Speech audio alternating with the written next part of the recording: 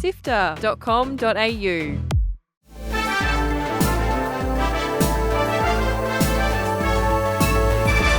Hi, I'm Fiona Bartholomeus. And I'm Kyle Paletto. Welcome to Walkthrough, Sifter's weekly recap on the biggest news in video games. This week, as quick as it was here, Concord is gone. Acer joins the portable gaming handheld race, and Randy Pitchford makes an absurd comparison to defend recent disappointments. Here is the news for Sunday, 8th of September. Let's go. Join the Sifter community on Discord at sifter.com.au/Discord. In a genuinely shocking move this week, Sony has taken Concord offline and offered refunds just 2 weeks after it launched. While the full-blown dummy spit was unexpected, the reasoning is far from surprising. As we mentioned in last week's episode, the game had an appalling launch with a peak PC player base of just 697 players on day one, and that number just continued to drop. In fact, the last check-in we did showed that just 14 people were playing on Steam. In a statement on the PlayStation blog, Sony thanked the players for their support and acknowledged that Concord didn't land in the way they intended. You'll be automatically refunded if you bought a digital version for PS5 or PC, and if you bought a physical version, you can take it back to the store you bought it for a full refund, which is pretty wild. It's one thing to acknowledge your game is a flop, it's a whole different level of acknowledgement to delete the game from existence and issue refunds. Although Sony was vague about what they intended to do with the series, it's safe to assume we've probably seen the last of Concord for now. This week, Acer joined the growing list of companies throwing their hats in the handheld gaming ring with its Acer Nitro Blaze 7. That name again, Nitro Blaze. It sounds like a rejected Gatorade flavor, or the name you gave yourself in year 7. It's got big Nitro Blaze 420 at hotmail.com energy. It'll have a 50 watt-hour battery, state-of-the-art processor, 2 terabyte SSD storage, and 7-inch 1080p screen, similar to the ROG Ally. The Nitro Blaze won't have any touchpads, and unlike most handheld consoles, this one won't have any back buttons on the back of the screen. They have yet to announce prices or release dates, but if you do want to check out the full specs, we'll add a link in the show notes. Will you be buying the Nitro Blaze, Fiona? I cannot say I will, but I do agree it sounds like a rejected Gatorade flavour. You won't say you will because you'd be embarrassed to ask for it? I'm very curious how many people will actually buy this one. In a strange defense for recent studio disappointments, such as the Borderlands movie, Gearbox CEO Randy Pitchford has compared the company to the Beatles.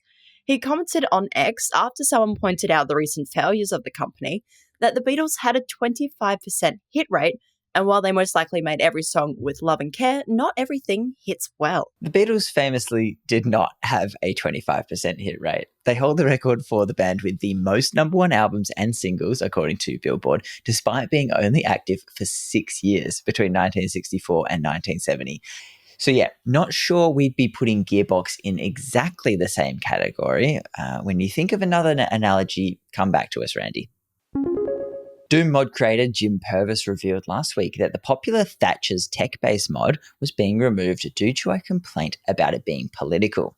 The mod itself has been around for years and features a hellish alt-universe lair of former UK Prime Minister Margaret Thatcher. It's essentially a Doom campaign, but features locations like the House of Parliament and weapons like the Trident launcher, which is the UK's nuclear deterrent. When Bethesda re-released its Doom 1 and 2 bundle, it included tools that allowed modders to easily share their work in-game, which is cool, but might now be an issue for older mods that have resurfaced. When the bundle re-released, Purvis said he was excited that the mod would be available for the first time outside of PC, but it has now unfortunately been removed. It's not the end of the mod, as it is still accessible through the ModZone website, and the user has already re-uploaded a version to the official Doom mod catalogue, but I guess it's off the official list. The Minecraft movie trailer is out. It sure is. That's it for the big headlines. Here are the games coming out this week. Warhammer 40,000 Space Marine 2 is out on Monday. This third-person shooter has earned itself some serious hype with an overwhelmingly positive response from early reviewers. Pick it up on PS5, Xbox Series S and X, and PC on the 9th. Here to take on the Nitro Blaze for the Dumbest Name Award is Test Drive Unlimited Solar Crown, a new racing sim for PC, PS5, Xbox Series S and X. In its defense, it does look incredibly slick. That's out on the 12th. Also out on the 12th is Wild Bastards, a first-person strategy shooter crossed with a roguelike, crossed with a mod manager, and some tactical campaign elements thrown in too. It sounds like a mess, but it looks great and made right here in Australia from our friends in Canberra, Blue Manchu. It's out on Switch, PC, PS5, and Xbox Series S and X on Thursday. Keep an eye out on the Lightmap feed for an upcoming interview. And lastly, we have FUNKO Fusion, an action-adventure featuring all the IP that 1010 could afford, including Jurassic Park, Back to the Future, The Walking Dead, and a whole heap more. Out on all platforms this coming Friday.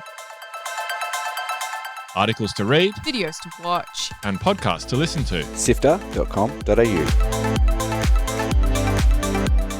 This has been Walkthrough by Sifter. My name is Fiona Bartholomeus. And my name is Kyle Paletto. Thank you so much for listening. Guess what? If you want to show your support for Walkthrough, you can give us a rating right in the Pocket Cast app. Jump into the show in your library and hit that satisfying 5-star rating.